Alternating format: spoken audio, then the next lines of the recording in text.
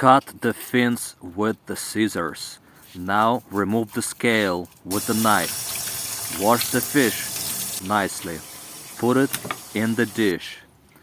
Make incisions in the fish. Now add some olive oil. Spice it up with fish spice and Italian herbs. Rub it in nicely all over the fish, everywhere. Turn it on the other side and spice it up also. Make sure to get it inside the incisions. Now place the fish standing like this with some onions on top. Cut potato veggies and put them in the dish. Plov spice. Spice it with plov spice. Into the oven, 200 degrees for 30 minutes. Then just turn it off and finish it for 10 more minutes. Let it sit there. Look at that. Beautiful.